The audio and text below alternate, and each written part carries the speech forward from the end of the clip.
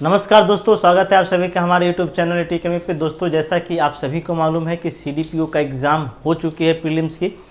अब बारी है कि मेंस की तैयारी कैसे करें। तो सबसे पहले मैं आपको कटऑफ को लेकर के बता देता हूं कि जो भी अभ्यर्थियों का कटऑफ को लेकर के जो थोड़ा संशय बना हुआ है उसे मैं थोड़ा सा डाउट कर सकता हूं कि आखिर आपके मार्क्स कितने आने चाहिए ताकि आप CDPO में अपने वैकल्पिक सब्जेक्ट की तैयारी में लग जाएं। तो अगर आपके मार्क्स 105 आ रहे हैं, चाहे वो आप किसी भी कैटेगरी को हो, जनरल की मैं बात कर रहा हूं, अगर इसके आप नीचे हैं, EWS हैं, EBC हैं, BC हैं तो और अच्छी बात है। लेकिन अगर आप जनरल हैं और अगर आपके 105 अंक आ रहे हैं, मतलब किसी भी कैटेगरी में अगर आपके 105 अंक सही हो रहे हैं, तो आप निश्चित तौर पर अब अपने मेंस की तैयारी शुरू कर दीजिए, क्योंकि समय बहुत कम है। बहुत जल्द आयोग के तरफ से आंसर की भी अपलोड किया जाएगा और रिजल्ट भी प्रकाशित कर दिया जाएगा, तो समय बहुत कम है। आप CDPO में देखिएगा कि बहुत ही कम यहाँ पे ऑप्शनल सब्जेक्ट देखने को मिले थे, मात्र 4 ही ऑप्शनल सब्जेक्ट देखने को मिले थे।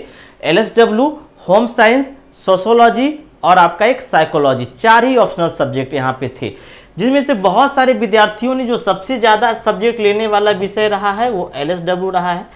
होम साइंस भी बहुत सारे स्टूडेंट ने सब्जेक्ट का चयन किया है और काफ़ी पहले से, यानी कि जब फॉर्म आया था उसी समय से काफ़ी सारे स्टूडेंट हमसे जुड़े हुए हैं होम साइंस को लेकर के, क्योंकि होम साइंस के संदर्भ में सबसे बड़ी ये बातें हैं कि इनके जो नोट्स हैं या प्रीवियस ईयर के मटेरियल्स हैं, टेक्स्ट बुक है, वो बहुत ही रेयर है, मतलब बहुत ही मुश्किलें से मिलती है ना।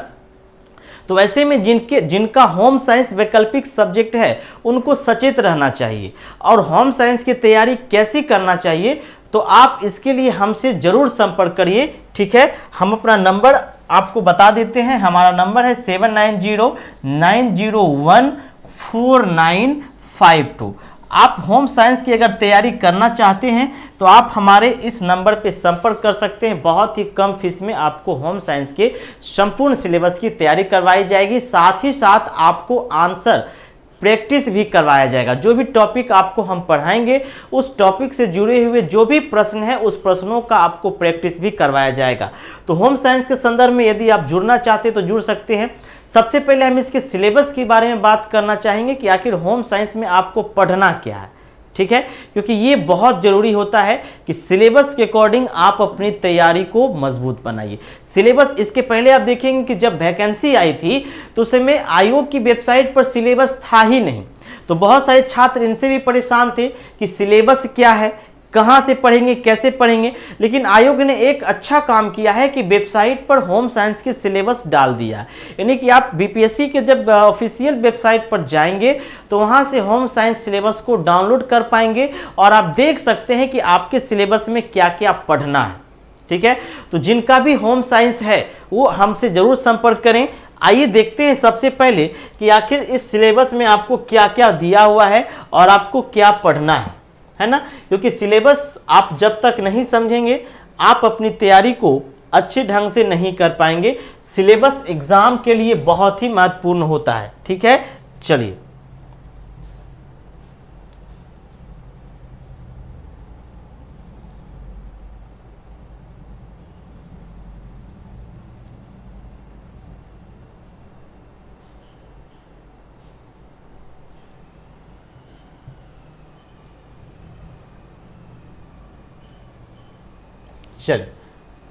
ये देखिए आपका सिलेबस है जो ओपन हो रहा है, आप सभी लोग देख सकते हैं, है ना। अगर आपको नहीं दिख रहा है तो मैं इसे थोड़ा वाइट से ब्लैक कर देता हूं ताकि आपको चीजें स्पष्ट रूप से दिखाई दे। देखिएगा, ये आपका देखिएगा सिलेबस है, साफ शब्दों में लिखा गया है, यहां पे आप देख सकते हैं, ठीक है। साफ शब्दों में लिखा गया है खंड, यहां पे आप देख सकते हैं गृह विज्ञान का पाठ्यक्रम, हिंदी और इंग्लिश दोनों में आपका सिलेबस अवेलेबल है, आप जिसमें चाहें उसमें देख सकते हैं। ऊपर में इंग्लिश दिया हुआ है, फिर हिंदी दिया हुआ है। देखिएगा, गृह विज्ञान का सिलेबस यानी कि पाठ्यक्रम, आपको यहाँ पे देखना होगा कि क्या क्या आपको पढ़ना है। तो खंड क यानी कि खंड क की अगर आप बात करते हैं तो खंड क में यानी कि सेक्शन ए में आहार एवं पोषण, आहार एवं पोषण के रूप में एक इकाई दिया है, एक अध्याय दिया है। इस इकाई को आपको पढ़ना है। अब इस आहार एवं पोषण में आपको क्या क्या पढ़ना है वो भी डिटेल आपको यहाँ पे दिया गया है। जिसे देखिए, आहार का वर्गीकरण है ना, क्लासिफिकेशन ऑफ फूड, आहार का वर्गीकरण और कार्य, आहार का क्लासिफिकेशन, उसके वर्ग क्या है, उनके फंक्शन क्या है, इसके बारे में जानना है। और हमने पिछले भी आपको होम साइंस से संबंधित कई टॉपिक वाइज वीडियो भी डाला है, यानी कि आपको अगर आप हमारे नंबर पे मैसेज करेंगे तो आपको मैं इनसे जुड़े हुए डेमो क्लास भी प्रोवाइड कर पाऊंगा, जो आप देख सकते हैं कि होम साइंस की किस तरीके से पढ़ाई होती है। तो आहार, वर्गीकरण और कार्य। दूसरा है देखिएगा पोषण, जिसे हम लोग न्यूट्रिशन कहते हैं, पोषण के बारे में आपको पढ़ना है। और पोषण से जुड़े हुए जो फैक्ट हैं, कार्बोहाइड्रेट, वसा, प्रोटीन, विटामिन, खनिज लवण, रासायनिक संरचना, वर्गीकरण, कार्य, पोषण की कमी से होने वाले रोगों के लक्षण, प्राप्ति के स्रोत और दैनिक आवश्यकता, ऊर्जा की मांग को प्रभावित करने वाले कारक। दोस्तों कुछ देखा जाए तो ये कुछ आपको बायोलॉजिकल पार्ट का यहाँ पे सपोर्ट मिलेगा, यानी कुछ चीज़ें यहाँ पे बायोलॉजिकल से जुड़ी हुई है। तो अगर आप साइंस लेकर के पढ़े हैं और अगर आपका 12th में या ग्रेजुएशन में बायोलॉजी रहा है तो आपको यहाँ पे काफ़ी मदद मिलने वाला है। उसके बाद देखिएगा कार्बोहाइड्रेट, वसा, प्रोटीन का पाचन, अवशोषण एवं मेटाबॉलिज्म, जिसे हम लोग चयापचय कहते हैं, इसके बारे में पढ़ना है। फिर देखिएगा आपको भोज्य समूह के बारे में पढ़ना है ना। और कौन कौन भोज्य समूह, तो निम्नलिखित भोज्य समूहों की संरचना, रासायनिक संगठन और पोषण, मूल्य, अनाज जैसे अनाज और दालें, फल और सब्जी, दूध एवं दूध से बने पदार्थ, वसा एवं तेल, मांस, मछली, अंडा, पेय पदार्थ और मसाले, इन सभी चीजों को बारे में पढ़ना है। तो आपने देखा होगा कि बहुत इंटरेस्टिंग सब्जेक्ट है, बहुत ही मजेदार सब्जेक्ट है और ये चीजें आपको अच्छे से समझ में आएगी, क्योंकि आप हर एक का लाइफ जो होता है ये होम साइंस से जुड़ा होता है। खास करके लड़कियों का, महिलाओं का होम साइंस का मतलब ही होता है गृह विज्ञान, यानी कि जो आप अपने गृह के अंदर सारी चीजों को देखते हैं, सज्जा सजावट से लेकर के खान पान तक, यही आपका गृह विज्ञान है, होम साइंस है। तो ये आपके लाइफ स्टाइल से जुड़ा हुआ है। तो ये बहुत ही मजेदार सब्जेक्ट है और मुझे विश्वास है कि अगर आप हमारे इस कोर्स से जुड़ेंगे तो और भी मजा आने वाला है इस सब्जेक्ट में। अब देखिएगा भोजन पकाने की विधियां हैं, भोजन पकाने की विभिन्न विधियों के बारे में पढ़ना है। भोज्य पदार्थों के पोषक मूल्यों पर उनका प्रभाव पढ़ना है। फिर खाद्य संग्रहण, यानी कि खाद्य को कैसे संग्रहण करना चाहिए, उनका कैसे संरक्षण करना चाहिए, इसके बारे में आपको पढ़ना है ना। फिर आपका देखिएगा दूसरा बहुत ही छोटा सिलेबस है, आप देख सकते हैं। फिर आपका खंड ख है, यानी कि सेक्शन बी है। सेक्शन बी में आपका बाल विकास जुड़ा हुआ है ना, जिसे हम लोग चाइल्ड पेडालॉजी भी कहते हैं, बाल शिक्षा यानी कि बाल विकास जुड़ा हुआ है। और यह भी काफी इंटरेस्टिंग सब्जेक्ट है। अगर आप सीटेट की तैयारी किए होंगे, बीएड किए होंगे, तो यहाँ पे आपको देखने को मिला होगा। तो यहाँ पे बाल विकास में आप देखिएगा कि बाल विकास की प्रकृति, महत्व और उसके क्षेत्र के बारे में पढ़ना है। फिर जीवन की वृद्धि और विकास, यानी कि वृद्धि क्या है, विकास क्या है, इसके बारे में पढ़ना है। सामान्य सिद्धांत, विकासात्मक अवस्थाएं, जो आपका विकासात्मक अवस्थाएं हैं आप लोग पढ़ते होंगे, बाल्यावस्था, किशोरावस्था, यौवनावस्था, प्रौढ़ावस्था, उसके बारे में पढ़ना है। उसके बाद फिर देखिएगा नवजात शिशु की देखरेख, कैसे आप नवजात शिशु की देखरेख करेंगे, जन्म प्रक्रिया काल के दौरान देखरेख, है ना, स्तन पान कैसे करवाना है, ये सारी चीजें आपको देखने को मिलेगा। काफी इंटरेस्टिंग सब्जेक्ट है ये। विकास के प्रकार, है ना, टाइप्स ऑफ डेवलपमेंट, विकास के प्रकार को देखना है, चाहे वो शारीरिक विकास हो, मनोवैज्ञानिक विकास हो, सामाजिक विकास हो, क्रियात्मक विकास हो, इन सभी विकास के बारे में देखेंगे। फिर है शैशवा काल के सामान्य रोग निवारण प्रबंध, मतलब जो शैशवा काल है, बाल्यावस्था में जो रोग होते हैं, जो हम लोग बाल्य अवस्था में रोग बहुत सारी देखते हैं, बीमारी जो होती है, जैसे ब्लू बेबी सिंड्रोम हो गया, और भी बहुत सारे ऐसे डिजीज है, उनके बारे में पढ़ना है।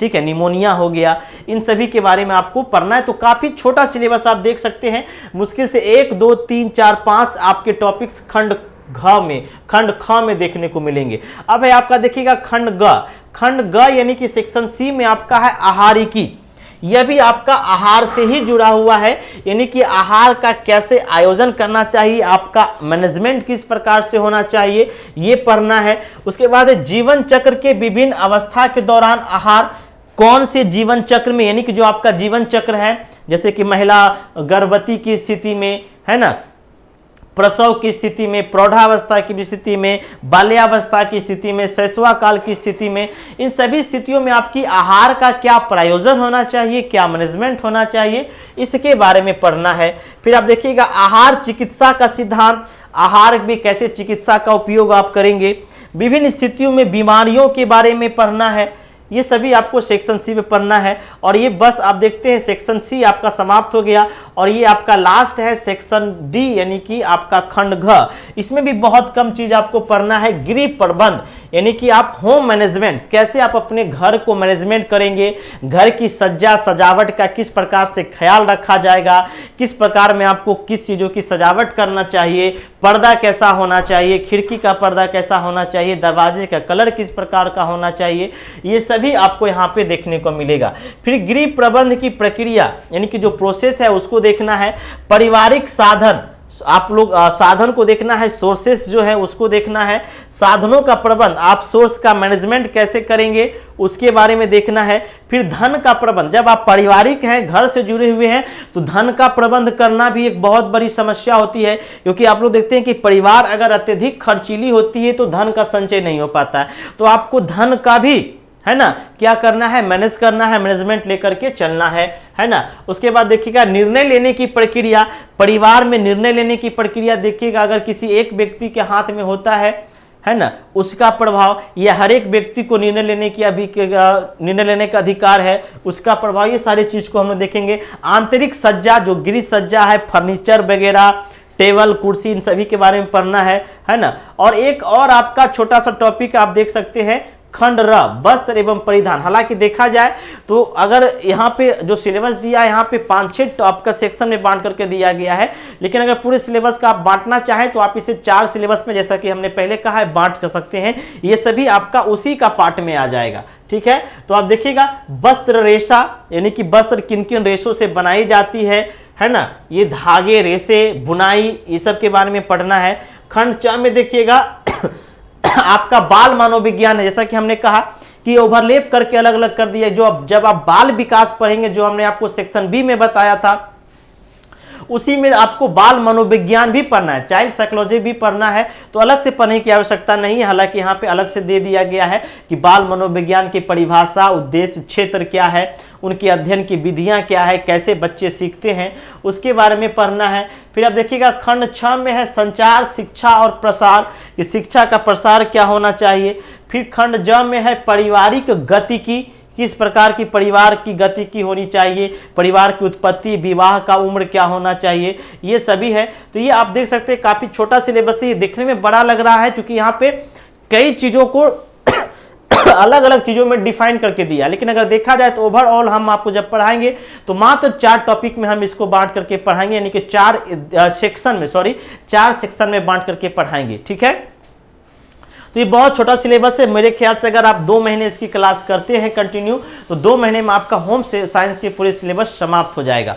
तो अगर आप होम साइंस की तैयारी करना चाहते हैं, मैं फिर से कह रहा हूं, तो बहुत जल्द इसका क्लास शुरू होने वाला है। अभी विद्यार्थियों का डिमांड आ रहा है, जैसे ही विद्यार्थियों का डिमांड बढ़ेगा, आप सभी अगर पढ़ना चाहेंगे तो हम आप सभी के लिए होम साइंस का बैच जरूर शुरू करेंगे। नंबर हमारा 7909014952 पर आप हमें मैसेज कर सकते हैं। इस कोर्स को ज्वाइन करने के लिए बहुत ही कम फीस में आपको ये होम साइंस का सिलेबस, साथ ही साथ आंसर राइटिंग प्रैक्टिस भी करवाया जाएगा। तो अगर आपको ये वीडियो पसंद आया है तो जो भी होम साइंस वाले स्टूडेंट हैं उनको शेयर कर दीजिए, और 105 अंक अगर आपके आ रहे हैं, निश्चित तौर पर आप सीडीपीओ की मेंस की तैयारी में लग जाएं। तो चलिए दोस्तों, विदा लेते हैं, मिलते हैं फिर नेक्स्ट क्लास में। तब तक के लिए सभी को गुड बाय, जय हिंद।